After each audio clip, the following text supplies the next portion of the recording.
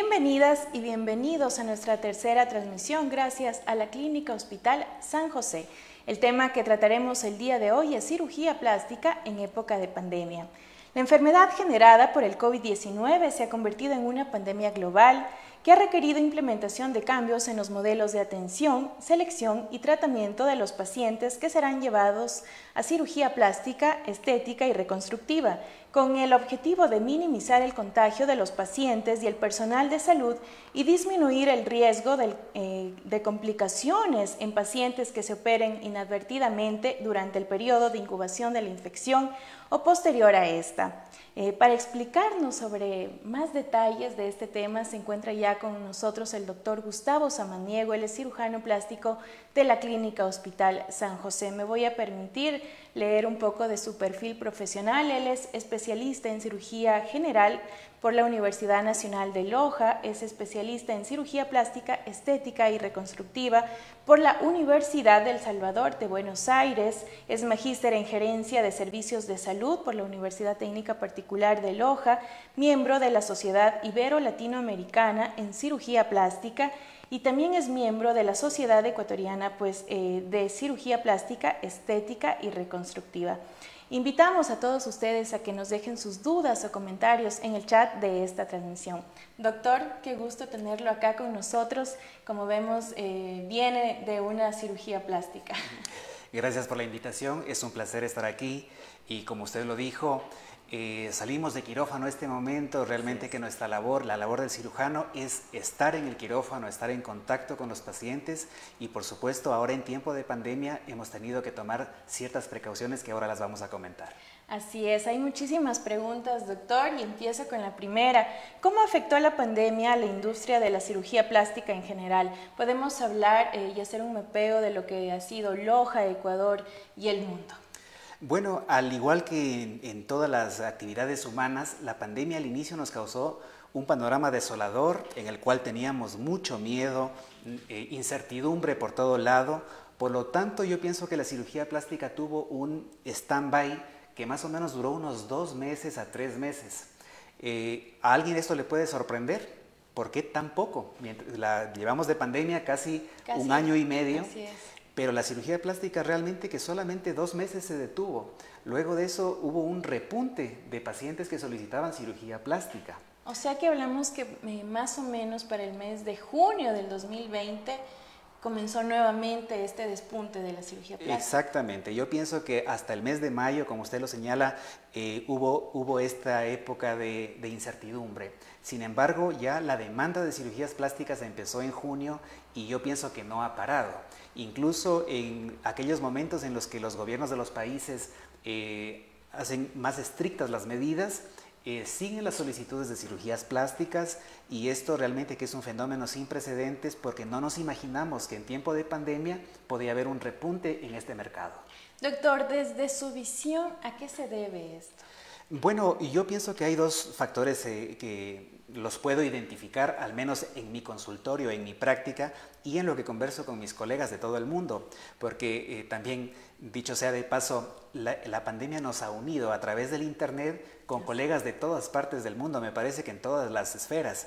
Ahora podemos comunicarnos fácilmente con alguien que está en México, alguien que ejerce en España, alguien que ejerce en Emiratos Árabes, es decir, que realmente que estamos todos enlazados por el internet. Bueno, los 2 fenómenos a los que yo me refiero son primero el hecho de que las personas están en casa. Claro, esto hace que el periodo de recuperación, de reposo domiciliario se haga totalmente factible.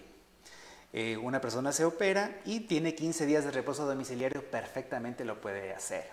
Y lo otro es que hay un fenómeno en el cual muchas personas trabajan en casa y no tienen la posibilidad de viajar o de tener otros gastos onerosos como son salir a gastar su dinero en vacaciones, en comidas, etc. Y esto ha determinado que exista un ahorro.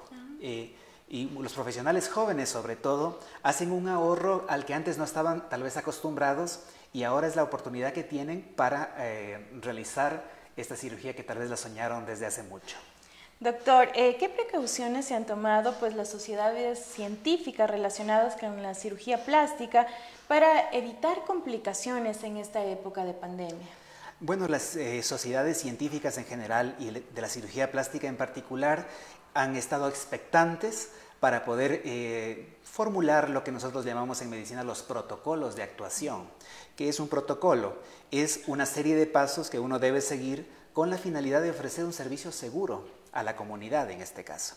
Entonces, claro, así como la pandemia ha ido cambiando, el virus ha ido mostrando sus variantes, los protocolos también se han ido fortaleciendo y cada vez, yo diría que con 2 o 3 semanas que pasan, tenemos nuevas sugerencias de las organizaciones científicas que nos permiten actuar con mayor seguridad. Si un paciente, bueno, hablamos que en este tiempo también hay temor, ¿no? Y los pacientes quieren ir a consulta externa, pero tienen este miedo de tal vez contagiarse. ¿Qué nos puede decir usted esto al respecto? Sí, justamente el paciente lo que dice es, yo quiero operarme, doctor, pero tengo temor a contagiarme en la clínica. Pues yo lo que les digo a ellos y que ahora lo he publicado en mis redes sociales, no hemos tenido durante la pandemia un solo contagio de un paciente que haya venido a hospitalizarse por una cirugía estética. Esto se debe a que hemos planificado la atención con todos los recaudos del caso. Para empezar, el paciente ya no viene a la clínica más que una sola vez a una consulta personal. Tenemos un contacto con él a través de forma telemática. Entonces, hablamos todo lo que debemos hablar en forma telemática y solamente tenemos ya la revisión de exámenes y el examen físico en forma presencial. Luego de eso nos vemos el día de la cirugía y los controles postoperatorios son muy puntuales y bueno, con todas las precauciones. De esta manera hemos logrado tener este resultado.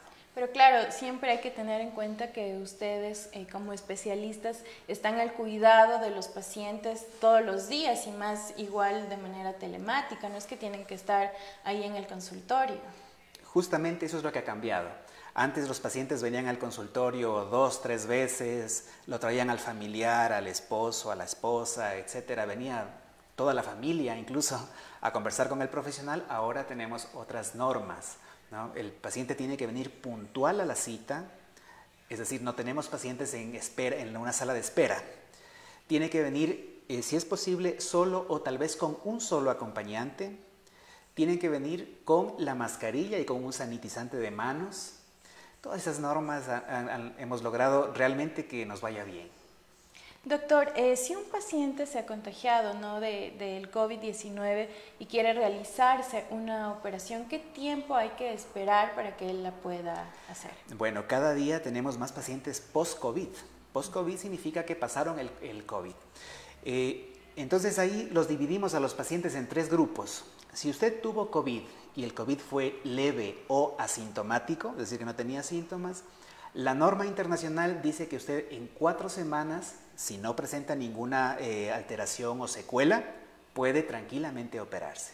Pero si usted tuvo COVID moderado, digamos, por ejemplo, estuvo en casa pero tenía síntomas y recibía medicación para eso, el tiempo de espera debería ser al menos 6 semanas. Y luego está el otro paciente que en cambio que es el paciente que tuvo COVID grave, que tal vez estuvo hospitalizado o estuvo incluso en terapia intensiva.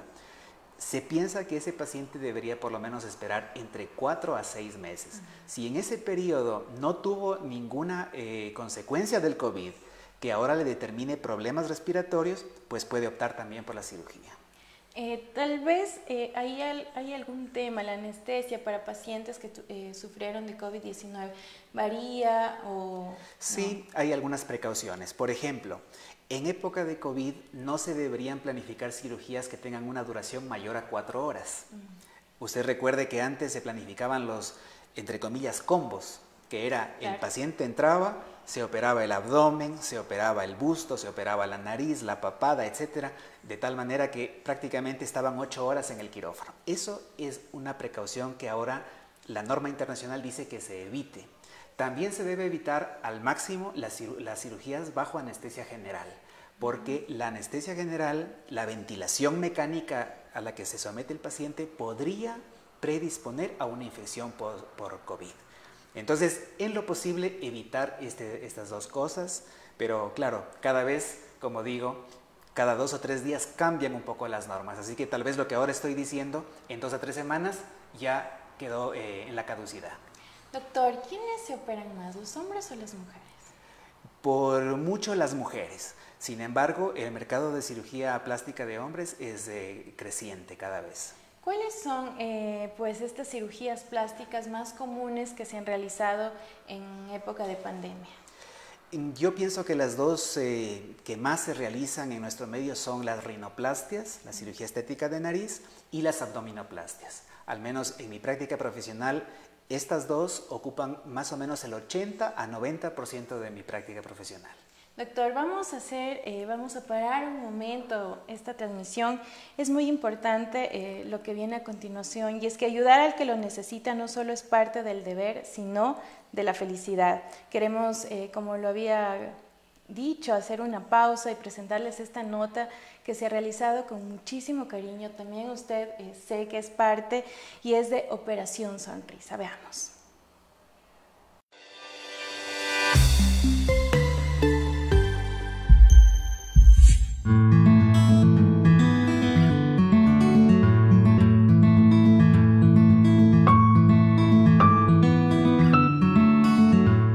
Le agradezco a Dios y después a la Fundación Operación Sonrisa. Gracias a todos ellos, mi niño ahora tiene una nueva vida. Hoy hemos corregido la malformación del labio. Hemos hecho una queiloplastia, que es el nombre técnico. Hemos operado su labio, sus alvéolos dentales y la parte anterior del paladar. Hacer el cierre de esas estructuras con la finalidad de que el niño tenga una mejor interacción social.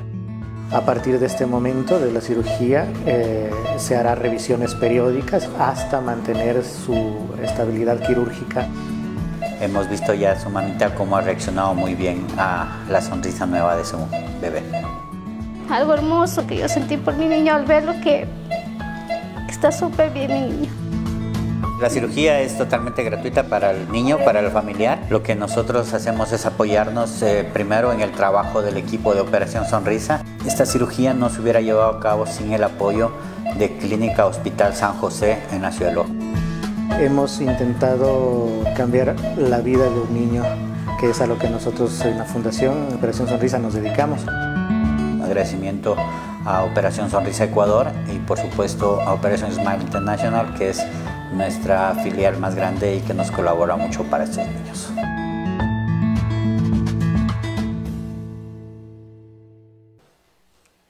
Gracias por seguir con nosotros. Qué bonito que es también poder ayudar con esta profesión que tienen ustedes, y Operación Sonrisa, pues como lo dice la palabra, saca tantas sonrisas a esas personas que más lo necesitan. ¿Qué significa también para usted el poder ver esos rostros de alegría y de felicidad, doctor?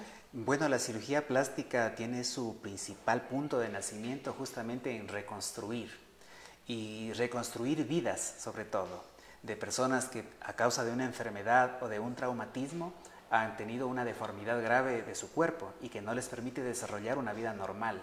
Entonces la cirugía plástica, como digo, tiene su principal naturaleza en la reconstrucción de vidas y, como usted lo dice, de sonrisas. Qué lindo es poder ayudar, servir a los demás. Eso nos, como lo decía, nos da felicidad, nos da vida. Así es. Doctor, seguimos con más preguntas, ¿no?, relacionadas pues a la cirugía plástica en época de pandemia, y pues las cifras demuestran que la demanda de operaciones estéticas ha aumentado notablemente en este periodo de convivencia con la pandemia. Luego de realizarse una operación, ¿existen pacientes que tienen que tener una cuarentena en especial o no hay inconveniente alguno? Sí, es una pregunta tan linda esta, porque realmente que cuando uno tiene la entrevista personal con la paciente que se va a someter a una cirugía, al menos en mi caso trato de llegar a la conciencia de esta persona, de que realmente se necesita, no diría yo una cuarentena, pero sí un tiempo en el cual esta persona no salga y no tenga contactos innecesarios con amistades y con familiares que pudieran contagiarle el virus y provocar de esta manera una evolución negativa en su enfermedad. Entonces se les realiza un protocolo en el cual incluye una prueba de COVID. Realizada la prueba COVID, ese mismo día el paciente ya debería ir a casa y no tener ningún contacto innecesario hasta el día de la cirugía. Y pasada la cirugía deberíamos al menos 15 días mantener este régimen. Que además también por el dolor uno tiene que estar en casa. Exactamente. Realmente que yo soy un poco tranquilizador con mis pacientes al decirles que no duele tanto, pero claro, hay un momento de incomodidad que dura más o menos entre 3-4 días luego de la cirugía, que eso es innegable. Doctor, hay preguntas en redes sociales justamente sobre este tema. Nos dice Ana Maritza Gonzaga, ¿cuál es el tiempo de recuperación luego de una abdominoplastia? Bueno, la abdominoplastia un poco depende incluso de la edad de la paciente. Mientras más jóvenes se recuperan más rápido, pero yo diría que un promedio de 20 días es el tiempo de recuperación. Usted como cirujano plástico ha tenido la oportunidad de operar personas que han tenido la enfermedad por COVID-19 ¿y cuál ha sido la experiencia con este tipo de pacientes? He tenido la oportunidad de ayudar a gente que ha tenido accidentes y que es necesario operarlos por un tema emergente de salud y lastimosamente han estado contagiados del COVID. Entonces ese es me parece el escenario más difícil en el cual te enfrentas a un paciente traumatizado que tiene una enfermedad, que tiene una dolencia y además tiene COVID.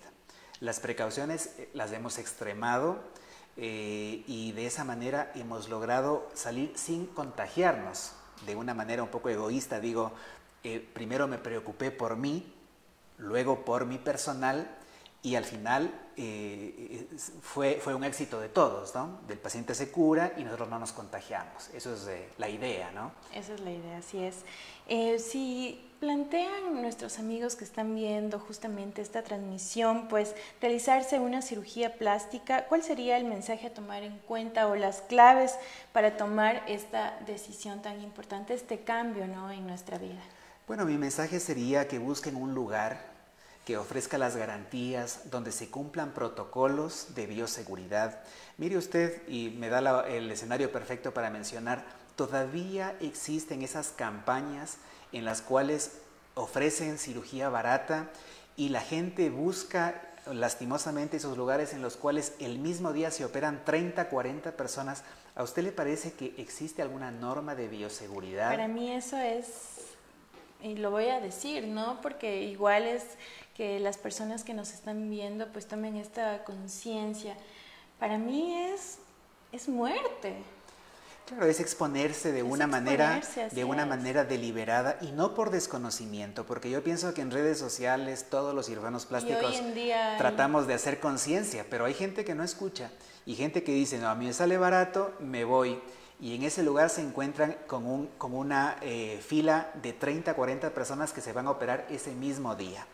Como digo, ¿qué bioseguridad puede haber en ese entorno? Es exponerse a un contagio o a una mala práctica también.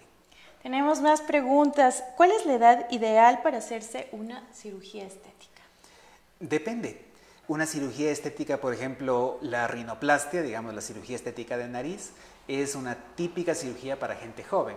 Más o menos desde los 17 años ya empieza la inquietud tanto de hombre como mujer de verse mejor, de verse bien. Por lo tanto, desde los 17 años hasta los 35 diría yo que es la edad de las rinoplastias. En cambio, las abdominoplastias, digamos, son en cambio cirugías para señoras que ya tuvieron sus embarazos. Entonces prácticamente estamos hablando de personas entre los 37 y los 50 años.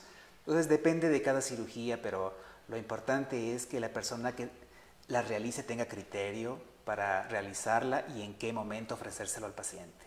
Doctor, si un paciente se realiza una operación y quiere luego realizarse otra operación, ¿cuál es el tiempo determinado que se debe esperar para esto? ¿Es aconsejable hacerlo pronto, tal vez? Bueno, existe una norma, incluso ética, en la cual uno le dice al paciente que al menos un año espere entre cirugía y cirugía.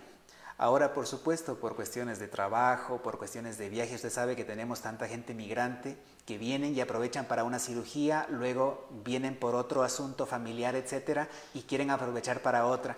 Entonces yo diría que mientras los exámenes preoperatorios estén en orden, esta persona podría someterse tranquilamente a 2 cirugías durante el mismo año. Doctor, ¿ha conocido pacientes que por no cumplir las normas de bioseguridad se han visto muy afectados luego de una cirugía plástica? Sí, bueno, dentro de la Sociedad de Cirugía Plástica del Ecuador, que siempre tenemos un chat y estamos conversando de estas problemáticas, hemos identificado pacientes que lastimosamente fueron donde profesionales donde no se cumplía debidamente los protocolos y han sido operados teniendo un COVID asintomático, es decir, ellos tampoco sabían que tenían el COVID. ¿Cuál es el resultado? Un posoperatorio difícil, etapas de inflamación prolongadas y problemas graves de insuficiencia respiratoria en el posoperatorio. Entonces, realmente que podría haber algún paciente que también se operó en esa condición y no le pasó nada, pero a exponerse a ese escenario realmente que no es lo correcto.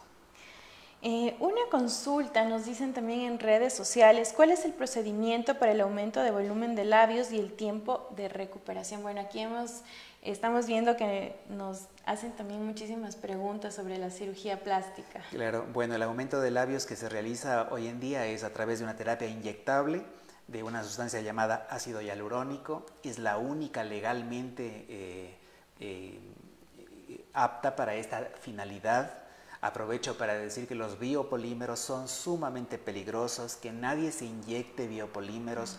El biopolímero generalmente está enmascarado dentro de alguna terapia estética ofrecida en algún spa, en algún gimnasio, en algún gabinete, que te lo ofrecen a bajísimo precio, pero las consecuencias son sumamente graves. Entonces los cirujanos plásticos estamos un poco ya acostumbrándonos tristemente a ver todo el tiempo pacientes complicadas por este tipo de cosas.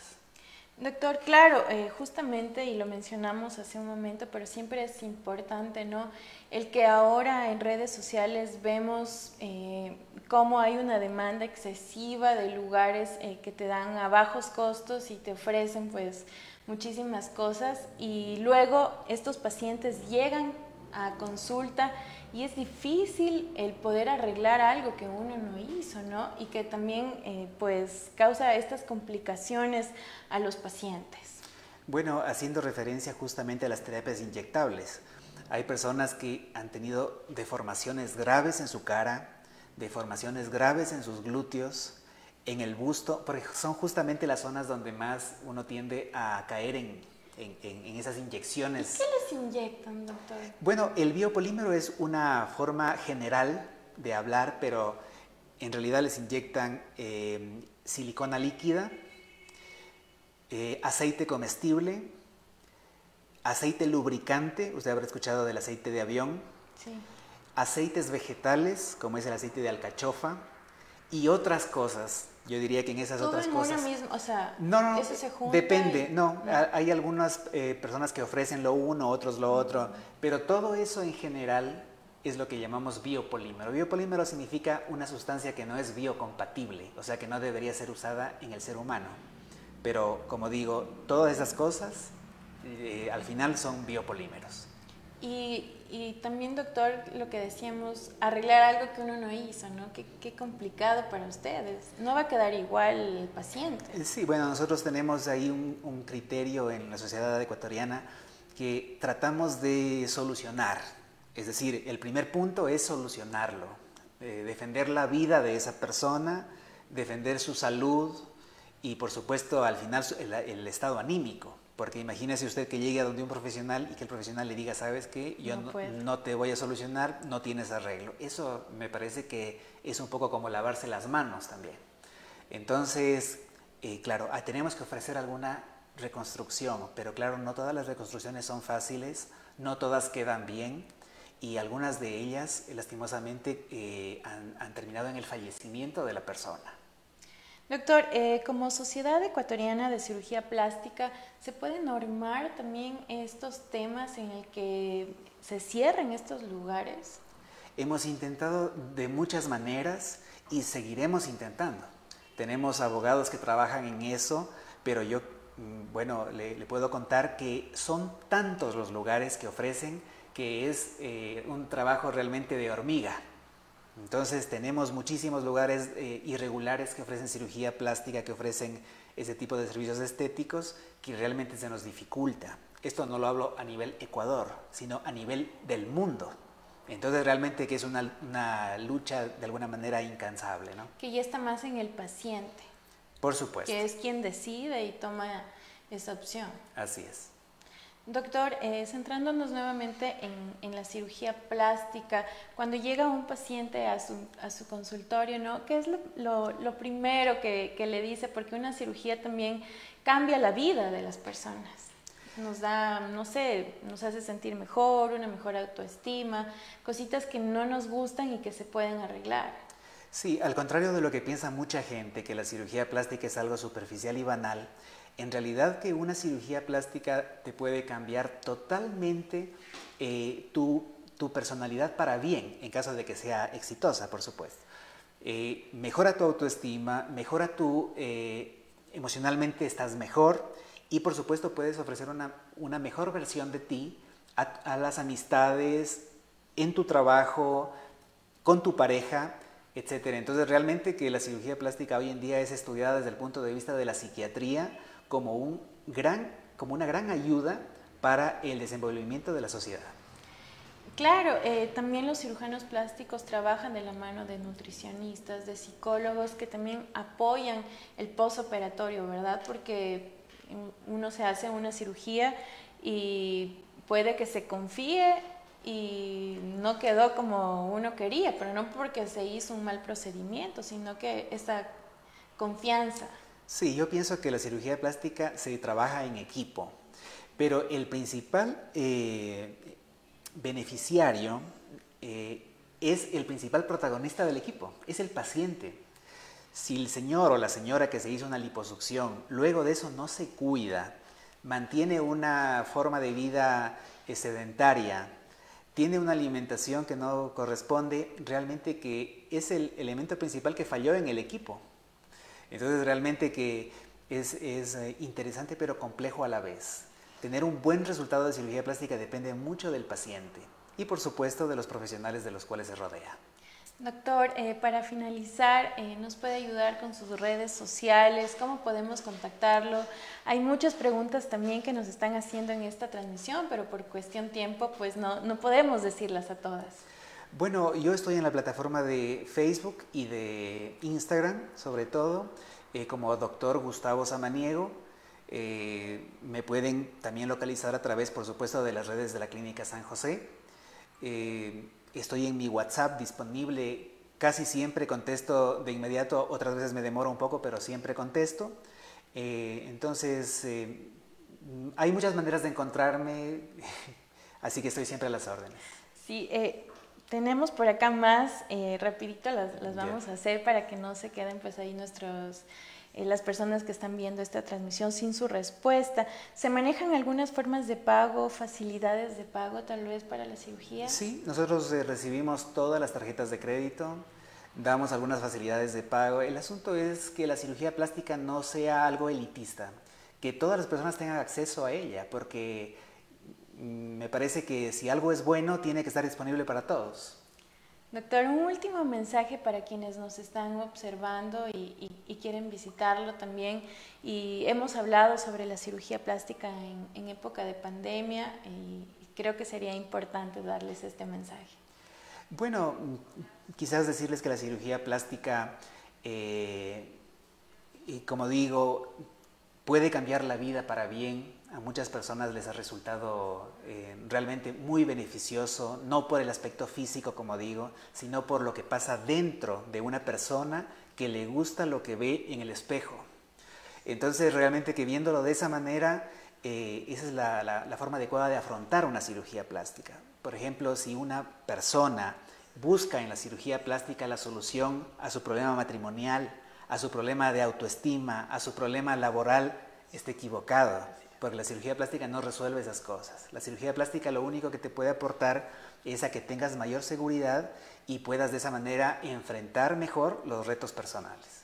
Así es, y acotar también que deben ir a cirujanos que están especializados, que no pongan en riesgo su vida.